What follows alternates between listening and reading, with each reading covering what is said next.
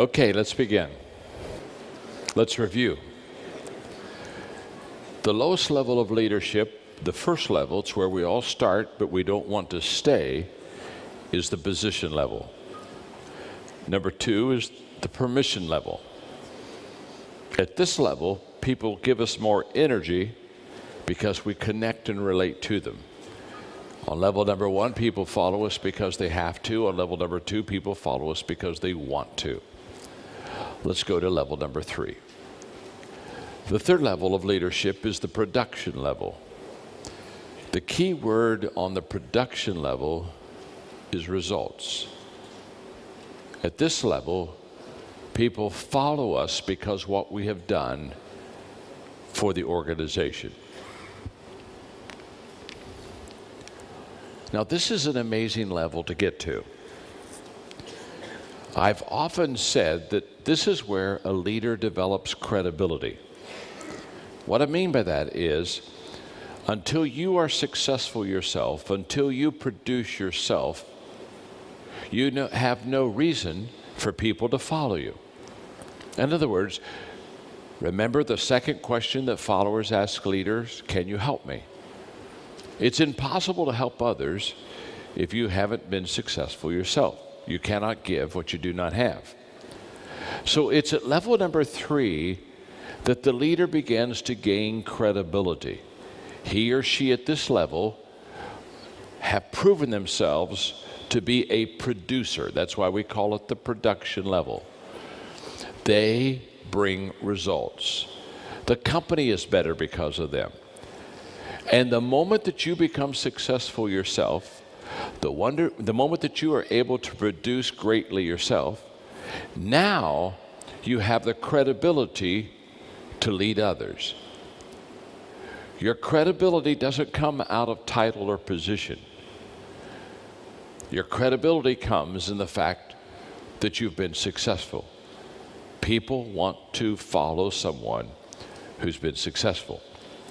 Now, at this third level, the production level, there are 3 things that people that do well at this level consistently do. Number 1 is they lead by example. It's at level number 3 that example is essential for leadership. People do what people see. Stanford research says that 89% of everything that you and I know in life, we learned by visually seeing it somewhere else. We watch somebody, we observe somebody. Example is very essential for success. Perhaps the greatest leadership words that you and I can utter are the words, follow me. People need a visual example if they're going to be successful, and you need to be that visual leader, because leadership is visual. Leadership means people can see you. And at level number 3, when you are successful and when you produce, you now have the credibility for other people. Many leaders are like travel agents. They send people where they've never been themselves. And to be a successful leader, you have to show and be the example. So, leaders at level number 3, they're a good example. Secondly, they create momentum. It's at level number 3 that momentum begins to be a part of your company, and that momentum lifts you to a higher level. I often teach that momentum is a leader's best friend. What I mean by that is that when you can produce results, that creates momentum. And momentum is what I call the great exaggerator. When you have it, everybody looks better than they really are. When you lose it, everybody looks worse than they really are. And so as a leader, when you begin to produce results, you begin to get momentum. And when you begin to get momentum, many good things happen. Example, When you have momentum, 80% of the problems are solved by momentum alone. In other words, the greatest problem solver that you have in your company is momentum. Because when things are going well, most of the problems are much easier solved than if they're not going well. Let me illustrate momentum for a second. If a train is going down the track at 55 miles an hour, if there's a 5-foot thick concrete steel reinforced wall in front of the train, that train will hit the wall, smash it, and keep on going. Now, how does that happen? Momentum. The train had momentum to smash the 5-foot thick concrete steel reinforced wall. That same train, however, without momentum, stopped dead on the tracks, not moving at all. If you put a 1-inch block in front of the driving wheels, 1 inch, that train can't even get going. It can't get started. Now, isn't it interesting? Same train. When that train has no momentum, a 1-inch problem becomes a big problem. When that train has momentum, a 5-foot thick concrete steel reinforced problem isn't a problem. You see, it's not the size of your problem that's the issue. It's the speed of your momentum. And at level number 3, leaders, when they begin to produce results, they begin to create momentum. And when they begin to create momentum, they begin to knock down those problems that they have. When you have no momentum, you have no productivity, then everything, even a 1-inch block, becomes a problem. So therefore, many times I tell people, your problem is not your problem. But the problem is you don't know the problem's not a problem. So the problem that's not a problem becomes a problem, not because it's a problem. But the problem is you didn't know the problem was a problem. So now the problem that wasn't a problem becomes a problem, and you truly have a problem. Okay? I won't repeat that. I won't repeat that. Trust me, I can't repeat that. Now, what am I saying? Very simply, momentum knocks down problems. And at level 3, a level 3 leader, all of a sudden, momentum enters and things begin to be just much better than they have been before. So at level 3, the leader's an example. The leader creates momentum. And the third thing that happens at level number 3 is you begin to attract better people to your company. And there's a reason for that.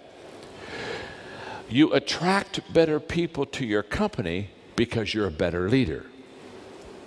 Remember when I gave the law of the lid and I shared with you, let's talk about it from. If your leadership is a 5, what's your company? Talk to me. A 4, absolutely.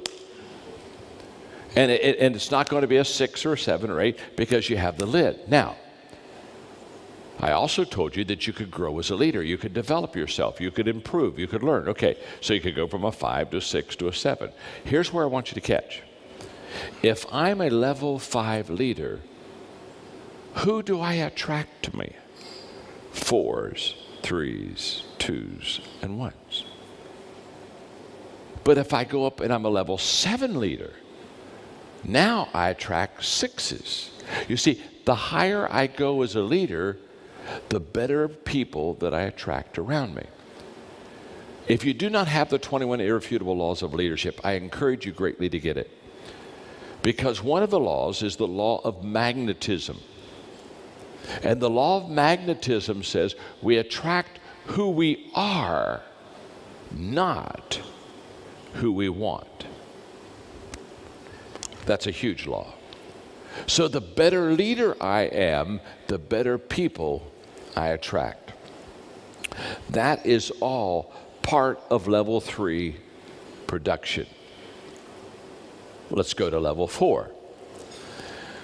I will teach level 4 and level 5 in the next 7 minutes.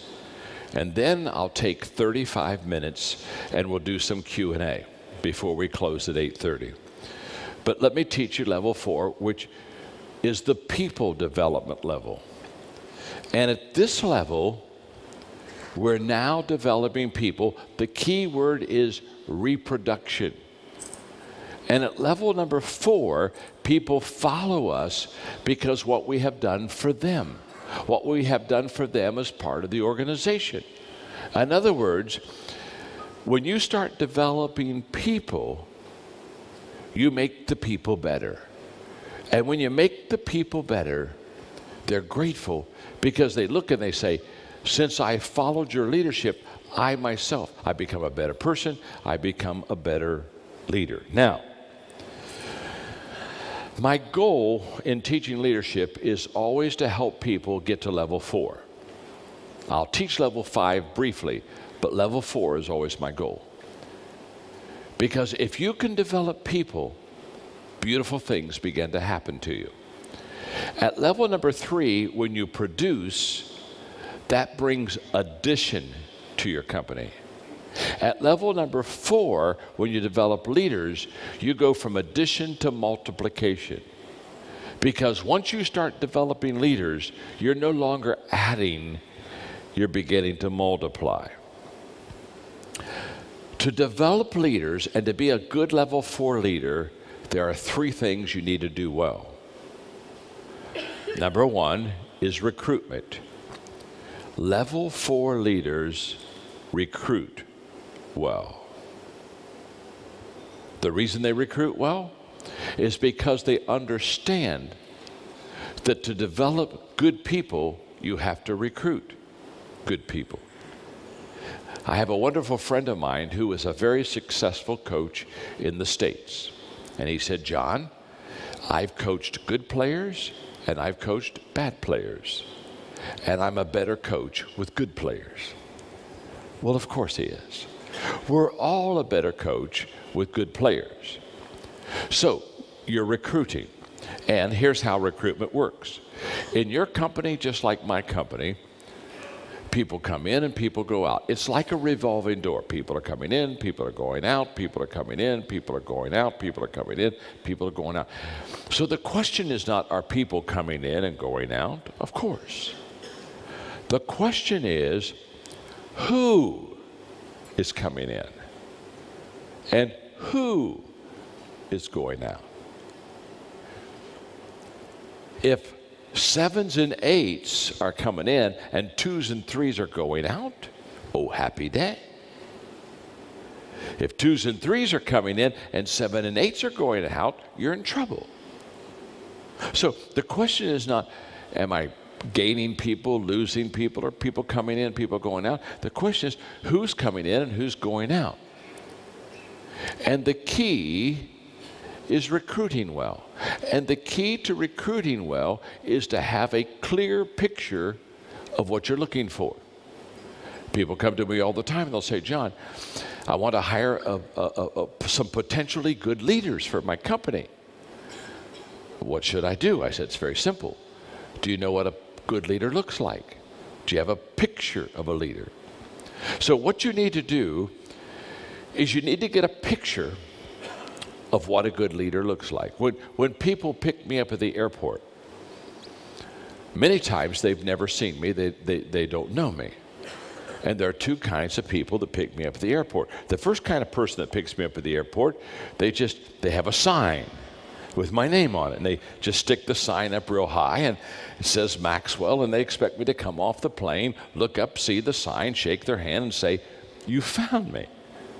Now, they really didn't find me. I found myself. All they did is put my name up there.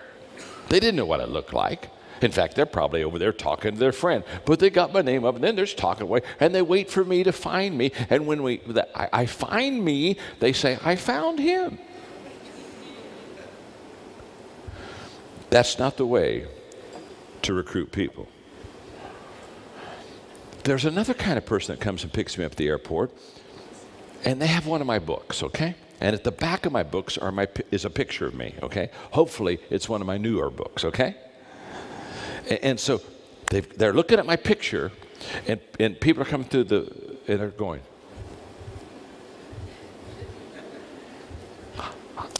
"You're John Maxwell." "Yes, I am." "How did you know?" "I have your picture." Because they have a picture of me, they know when I'm coming. If you don't have a picture of the person you're trying to recruit, you have no idea when they pass you. You have no idea if they're good or they're bad, if they're going to work or they're not going to work. And so at level number 4, the leaders at level 4, they've got a good, clear picture of what they're looking for, and they recruit according to those qualities. I wrote a book several years ago called The Qualities of a Leader. There are 21 of them, Qualities of a Leader. And all that is a picture book. Here's a quality you look for. Here's a quality you look for.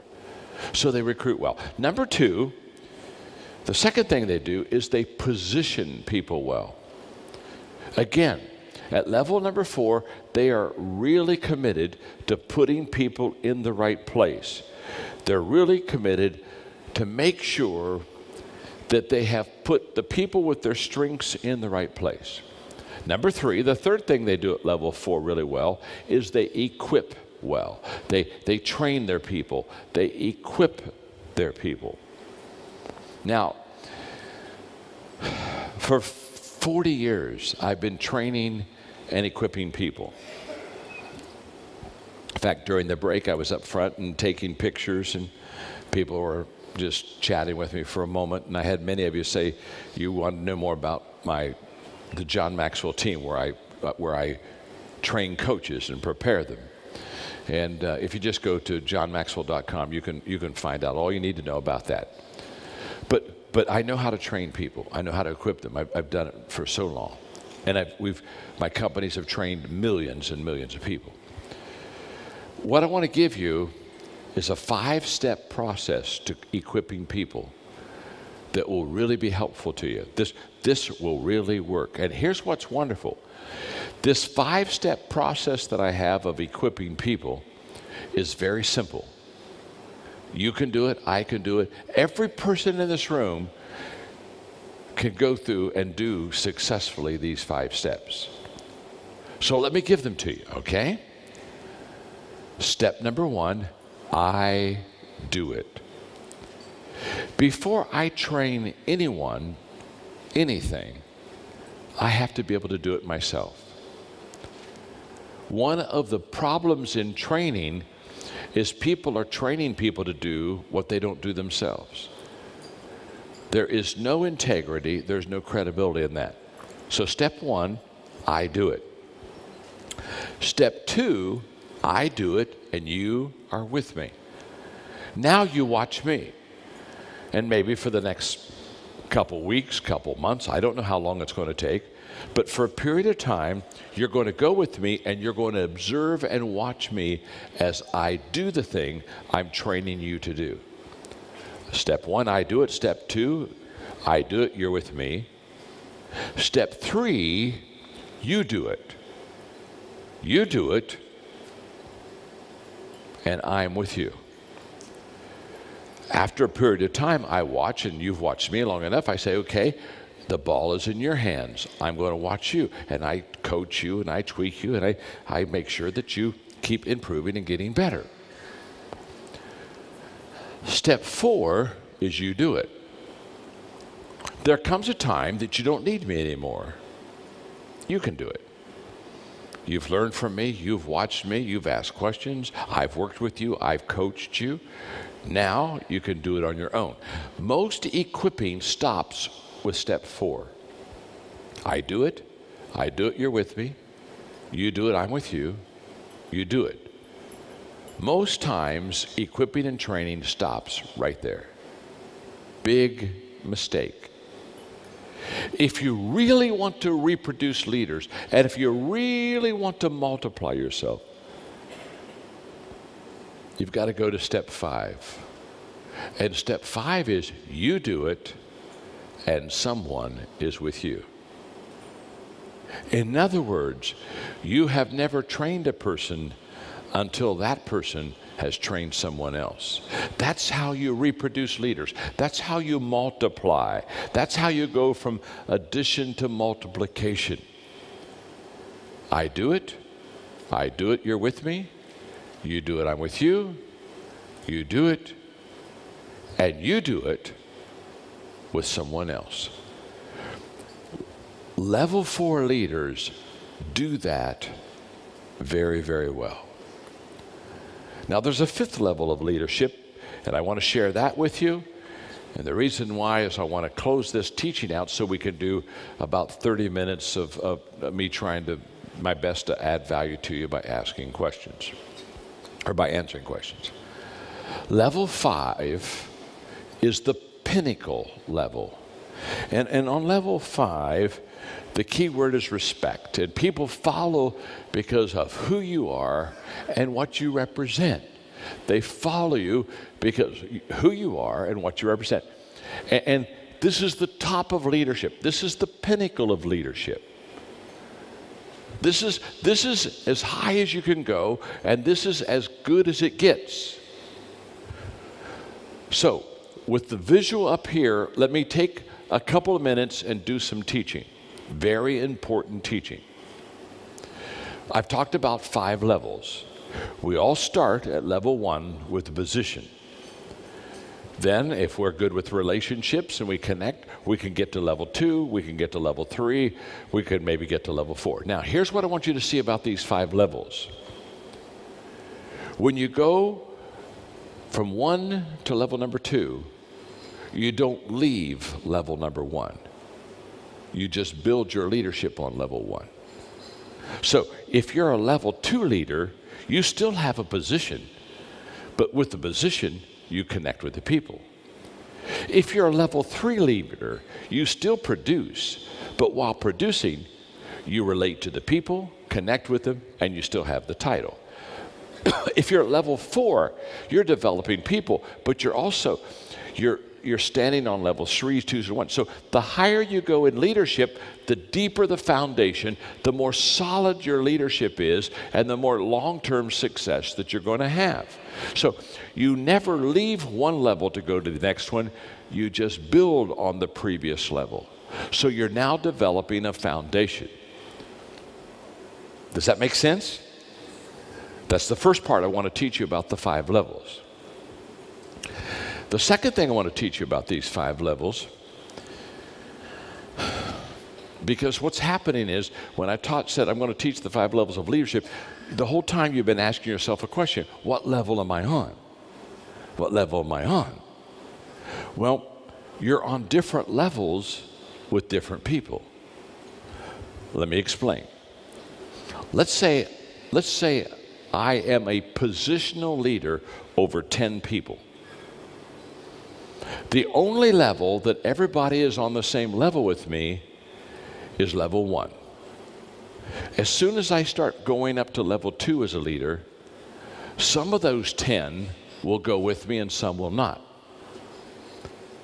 I don't connect with everybody. I don't relate well with maybe everybody. And besides, the new ones haven't had enough time to relate with me. So if I have 10 at level 1, I maybe only have 8 that went with me to level 2. Now, I'm still leading 10 people. But of the 10 people I leave, 8 of them are on level 2 with me. And when I go to production, and now we have to produce and have results, not all 8 will go to level 3 with me. Maybe 5 will. Now, are you seeing? The higher you go, the less you have people with you. Now, if I have 5 people on level 3 that are producing, I still have 10 people I'm leading. And when I get to, when I get to level number 4, maybe 3 people are there. The point that I'm trying to illustrate is very simple. As you go up the levels of leadership in your own leadership development, your goal is to take people with you. But as you go to the next level, some are left behind. Now, your strategy is to ask yourself, what level am I on with my people?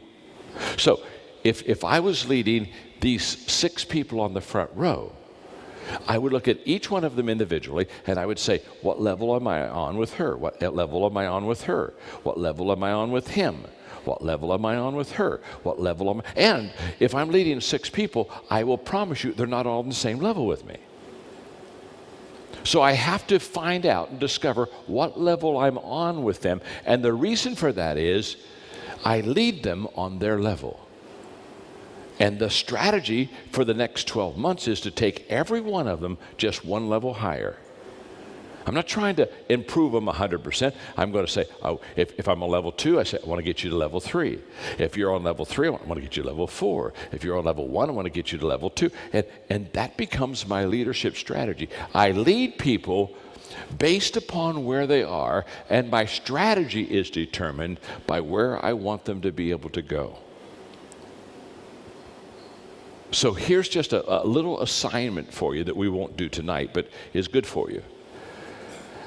Write the names of the people that you lead, and beside their name, which one of these levels are they on with you? I would encourage you. I wrote a book 3 years ago that's a bestseller called The 5 Levels of Leadership. I would encourage you to get the book, because in the book, I give you a strategy how to take a person from one level to the next level, to the next level, to the next level, okay? Now that's the 5 levels of leadership. And what's beautiful is, once you understand it, you can go up the levels. Once your people are taught this, they can also go up the levels. And as you raise the people in the levels of leadership, you raise the effectiveness and you raise the leadership level of your company. And as you raise the lid of your company on leadership, then your company can grow. The growth of your company will follow the leadership lid. And when the leadership lid stops, the growth stops. When the leadership level goes, it goes. So when you can increase the leadership level of all your people by 1 number in 1 year, it becomes exciting what happens.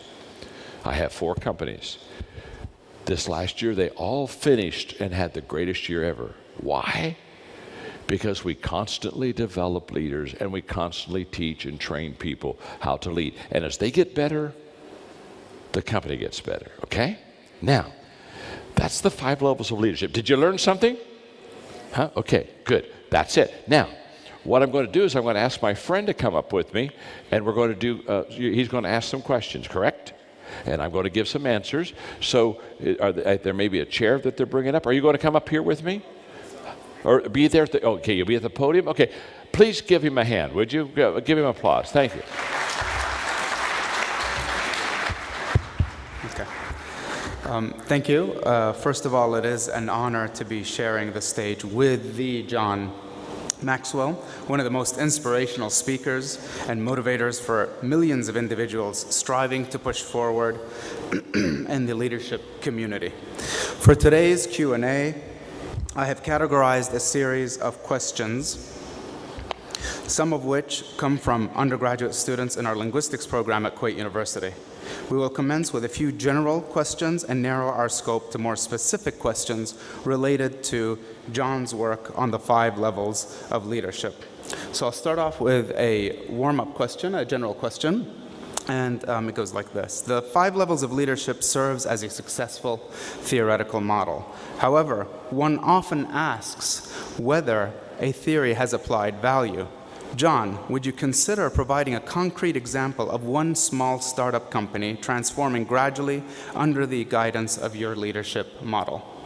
Oh, I could give tens of thousands. Okay.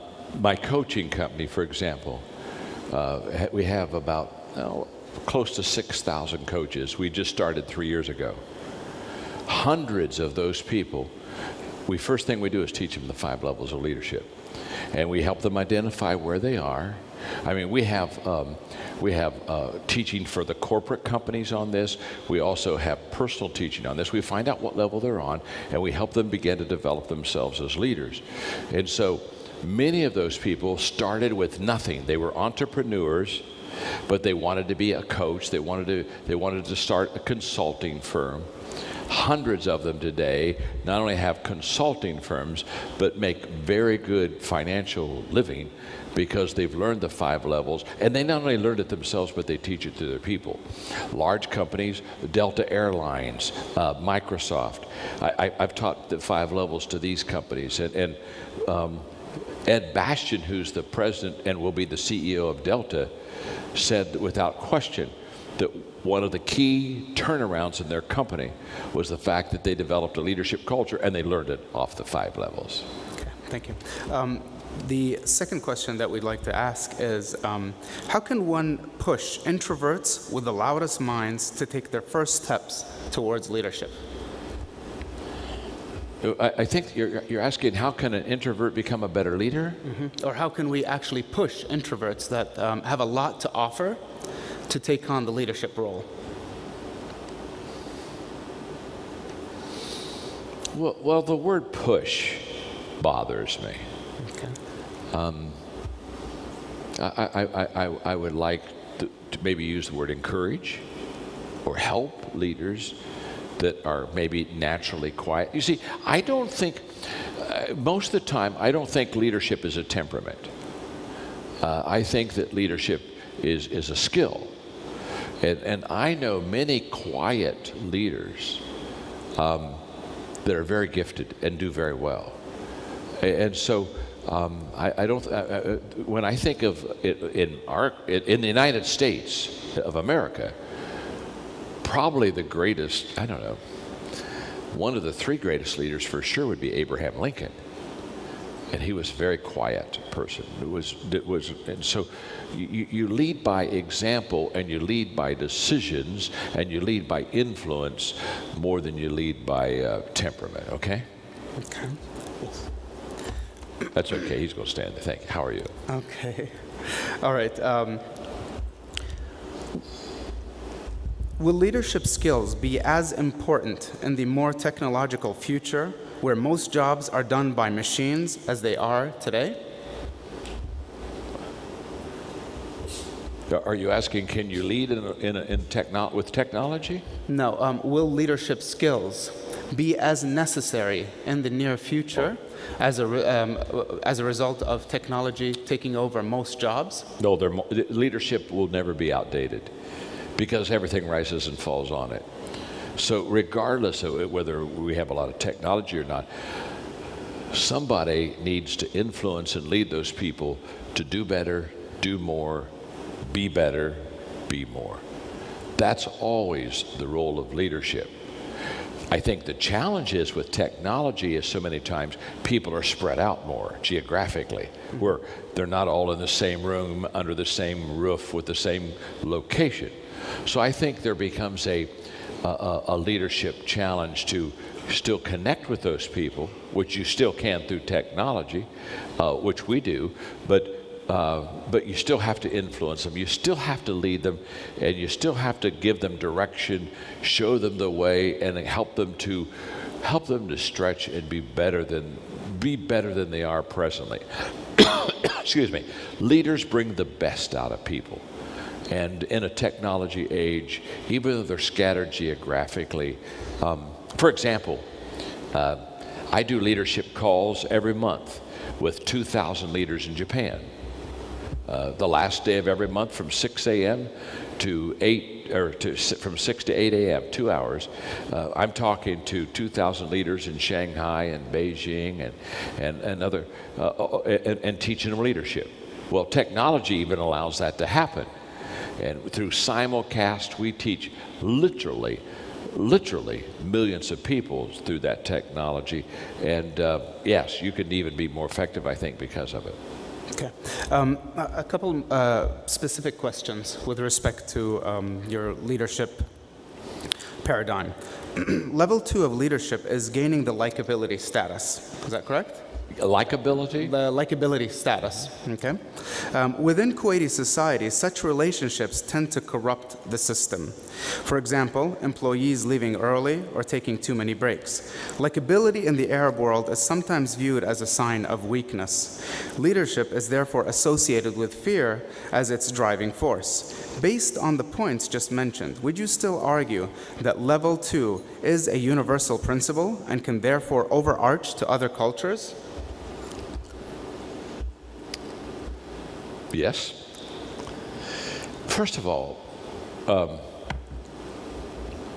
a Middle East Arab culture would be much different than a culture perhaps in the United States or somewhere else. So the cultures vary.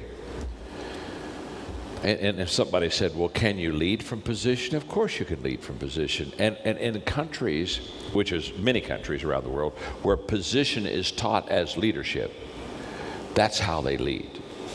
Because that's what they know, and that's what they do. But what I know is, even if the culture has a tendency to lean toward positional leadership, or in this case, you're talking about number 2, relationships versus fear. Will people follow you if they fear you? Of course they'll follow you. You scare them. They don't have any choice. Could you get more from people and out of people if they knew that you cared for them? Yes, you can. So if you're asking me, can I lead out of position? Yes. Can I lead out of fear? Yes. Can I lead out of power, top down? Yes, yes, yes. But if you want to be really good and improve your leadership, if people respect you and love you more than fear you, they'll be better followers and you'll be a better leader. Culture differences, of course. Is it more difficult in some cultures than others? Of course it is. But if people know that their leader really cares for them, I promise you they'll give more energy to that person than if they feel he or she doesn't care for them. Okay. Next question. Level 3 is emphasized as a production level dependent on momentum. How does one measure their team's level of momentum? How can we translate the momentum of the working environment into a numerical figure such as 80%? How can we transfer a momentum? How do we measure the momentum of a team under leadership at the level 4? And how do we measure it at? How do we measure that momentum? How do we get a figure like 80%? Well, first of all, with respect to momentum. Leaders, one of the values they bring to people is that they create momentum. There are momentum takers. They're people that suck the air out of momentum. In other words, they kind of pull everything down. And there are what I call momentum makers. They're the ones who create an environment that allows the organization to go forward. Every leader, one of their greatest challenges is for them, one of the greatest challenges for a leader is for them to create momentum. How do you do that? The leader creates momentum by personally being successful. As that leader is personally successful, he begins to create a winning environment. Here you are, you could have that. Thank you. As he creates a winning environment, others win, and that's where momentum comes. You see, you can be successful and win yourself. But if you're going to be a leader, you have to help others win. And when you help others win, that's what lifts the momentum. Because people may be pleased with your success, but they'll be more pleased with their success. And when they feel success under their belt, I promise you, that raises up the momentum to a much greater level. Okay, thank you. Level 4 focuses on growing individuals' development. How does one develop an employee whose sole responsibility is an automated process? So let's take, for example, something along the lines of responding to a buzzer to flip a burger at Chick-fil-A. How do you develop that growth, that individual growth? if they are in an automated position? Well, there are a lot of things that are automated in our life. They told me that I came down here, that I would start at 5:30 and that I would be done at 8:30. That's kind of automated. That's given. They told me I was going to do the 5 levels of leadership. That is fine. So there are a lot of things that are out there that are automatic that happen. What leadership does is leadership changes the person. And so when the buzzer sounds and I flip the burger, okay, I did what I should do to make a good burger. But then how did I treat the customer? How did I connect with the client? And what I discovered a long time ago is that everyone needs to know how to influence people, and everyone needs to learn how to lead people. So the receptionist at the front desk, she takes phone calls, she greets people, she sends them to whatever office they're supposed to go. Some of that's automatic, but the way that she handles people, the smile that she gives, the energy, the effort, that's leadership. And there are some that are better receptionists than others. Are they both automatic, and do they have certain routines? Of course. It's the things above the routine and above the automation that really determines the success of a company. And that, again, is people skills and leadership. Okay. As an expert on leadership, what would you predict the future holds for young women in a developing, patriarchal country like Kuwait, who are rapidly becoming the front of this new generation of professionals and thinkers? My name is John, and I'm your friend. First of all, you're asking my opinion, so I gave you my opinion. You don't have to listen to it or agree with it. I'm okay. I'm very secure. I think women have wonderful leadership skills. And some of the best leaders I've ever known are women. Now, in a culture that either doesn't want it, allow it, or accept it, it becomes very difficult for women. Or you could flip it. If it would be a matriarchal culture, it would be hard for a man to be a leader if there was a bias against having the other sex lead. History shows me that both men and women can be good leaders, very good leaders. That it's a skill that you have to develop more than it's not a gender. So when I see women who want to lead, my hope is for them to have the opportunity. And when they have the opportunity, I think that they have potential to do very well. So it's personal. I don't think that men are better leaders than women at all. I think that if a culture lets the men lead and the women not lead, then men are going to be better leaders because they're the only leaders. Just as if the culture said only women could lead and men couldn't lead, and I'd say women are better leaders than men, not because they are better leaders, but because they just have a better chance or a better opportunity. What I would hope is that everybody gets an opportunity. It's my personal opinion, and again, it's just personal. Remember, my name's John. I'm your friend. It's my personal opinion that everyone ought to have an opportunity to develop their gifts that they've been given by God. And so, if someone has a leadership gift, male or female, I would hope that they would begin to have that opportunity to develop that gift. And I think if they do have that opportunity, I think many of them would do wonderful, and I think that many people then would begin to say, wow, women could lead as well as men. But that's okay. I get on a plane tomorrow and I'm gone, so don't worry about it, okay?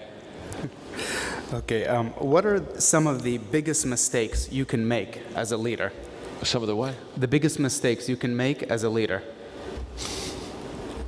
Well, the biggest mistake you can make as a leader is think that if you have a title or position, that makes you a leader. Now, it may in your culture, because people have to follow you and you may be happy with that, but it doesn't make you a leader. It just makes you a person that everybody has to follow. And if they're truly following the title or if they're truly following the position, they're not following you as a leader. They're just falling in line and doing the steps as they have to. So I think it's a tremendous, I think another mistake that in leadership is to think that if you have that title and position, you don't have to learn and grow and develop yourself as a leader, which means you or I, if we don't do that, won't get any better. I think another mistake that leaders make is the fact that they think that they lead the people for their blessing or for their benefit, instead of the fact that they're supposed to lead the people for the benefit of the people. I have the privilege, because of the companies I have, to be with a lot of leaders or a lot of presidents of countries or prime ministers. And when I'm alone with them, with no one else around, including staff or anything, I always ask them this question: when you're finished leading this country, will the people be better off because you led them, or will they be worse off?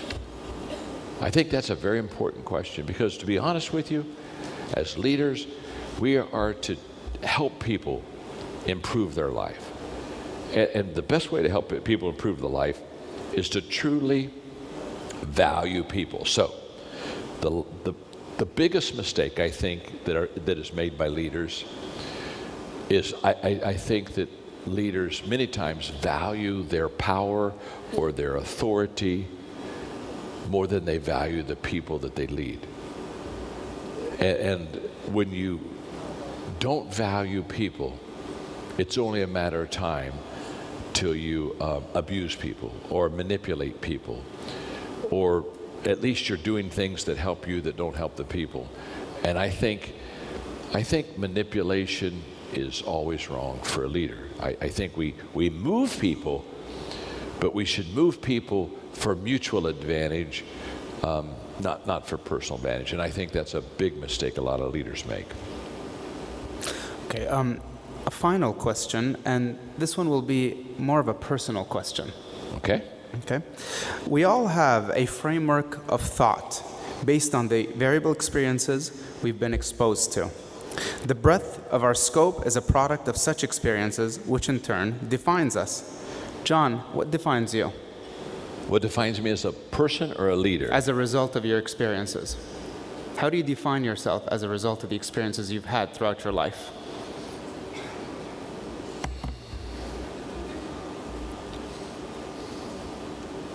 I think that I'm very blessed. I think I've been given gifts and talents that really allow me to be a very effective leader. And I think that I'm responsible to maximize those gifts to help people.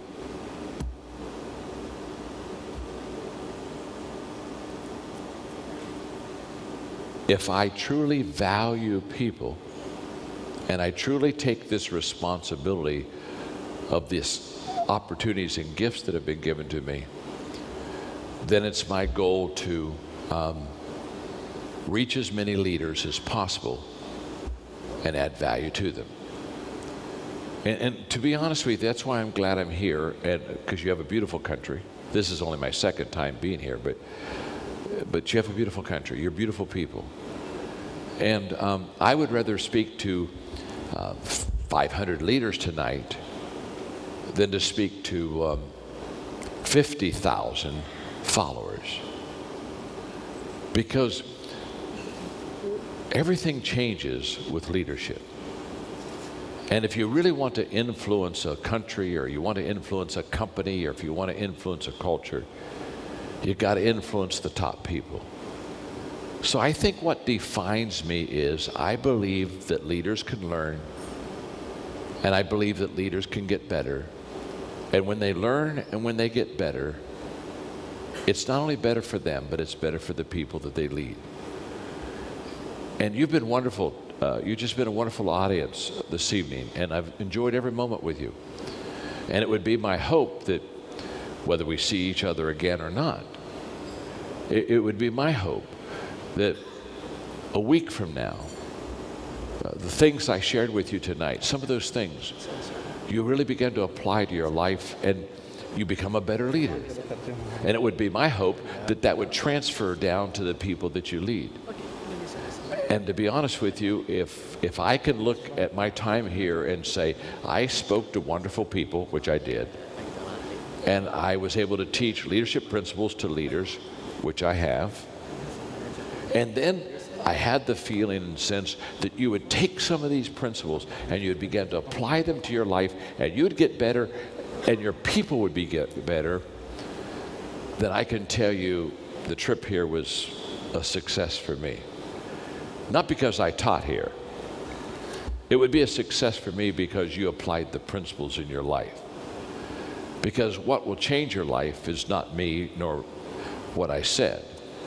What will change your life is applying what I said. So 6 months from now, you just may not even remember my name. That's okay. If you're better because of our night, and if you grew because of our night together, and if you are going to apply this to your business that's going to help you be more successful because of our night together, then you don't have to remember my name. I'm still happy because I helped you.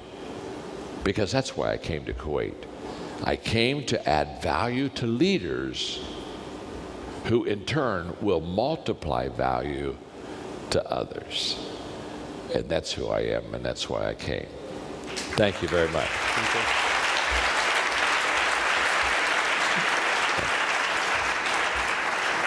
John, the organizers would like to allocate just a few minutes to the audience to ask you a few questions, and they'll pass the mic around. Okay, I don't want to take advantage of the time, but we can give 5 minutes if somebody has a question.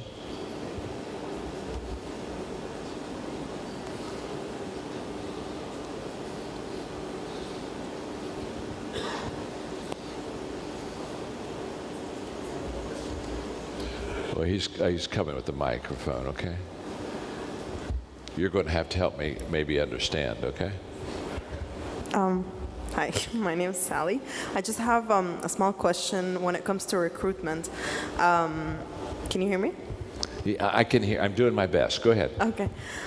Recruitment, where do we draw the line between looking for the best or looking for who we're hiring versus investing in people? So we want to get people, we want to move them from one place to a better place. Sure. So where do we draw the line? How do we pick? Well, you always want to get the best, but you don't always get the best. If you're wanting eagles, eagles don't flock.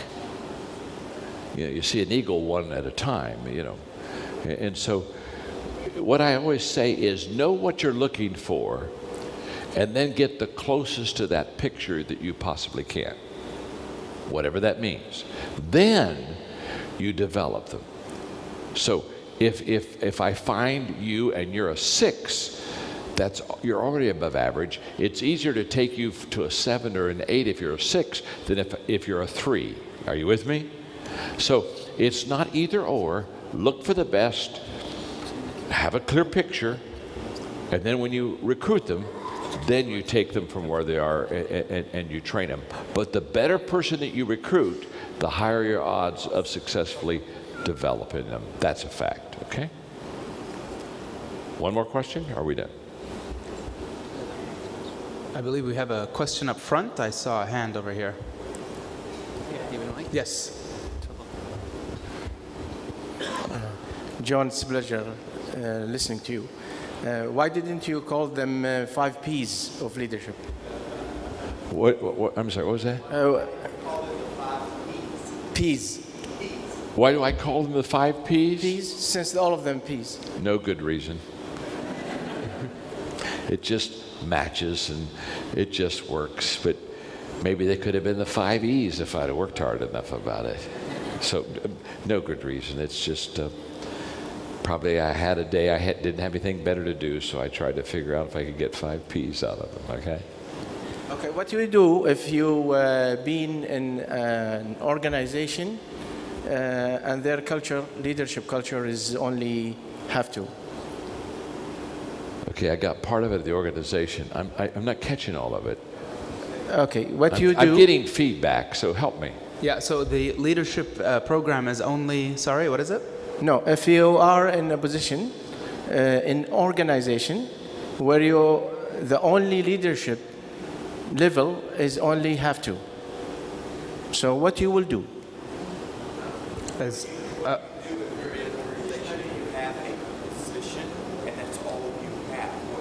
Okay, if you're in an organization and all you have is a position, what do you do? Yeah. Go to level 2. You can't. Begin to develop relationships. It's the culture of the organization is only position level, level 1. So if your organization is only, it's all about position and it's not about relationship. Oh, okay. Begin to make a change in that organization. Okay, great question. If your organization or company is all about position and all of a sudden you're seeing that there are other levels beside that, what you do is you begin to sit down with your key leaders, your executives first, and you begin to teach them the other levels. And you not only teach them the other levels, then as the leader, you say, let's go the levels together. So let's work on level 2, which is relationships, and maybe work on that for 6 months, and then, you know, if we kind of doing that well, and you have to apply it to yourselves first before you can teach others. And I would get, personally, the 5 levels of leadership and pass it out to the team and say, let's all study this together. Good question. Okay, one more. If somebody wants to ask one more, because it's past 8:30. we have hands on the left side. I don't want to take advantage of their time. Okay, down here.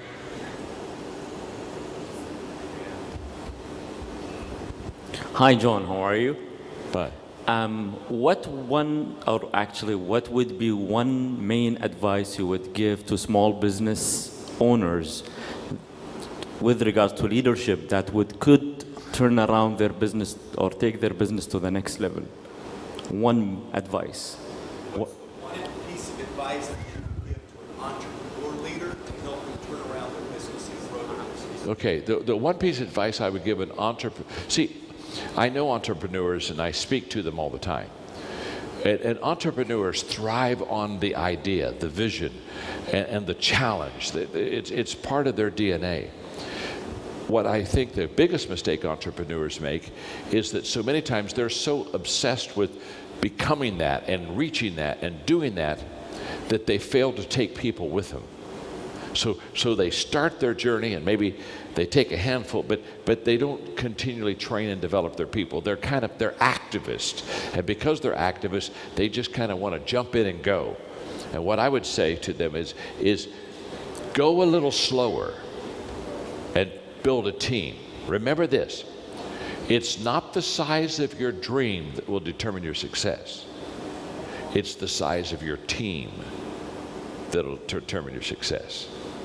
If you have a big dream and a bad team, you'll never reach that dream.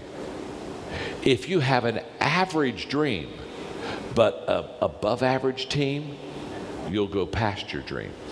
You will go to the level of your team, not to the level of your dream. And entrepreneurs often think that the dream will get them there. The dream is free, but the journey isn't. You pay a price for that journey. And the price that you pay is developing and training other people.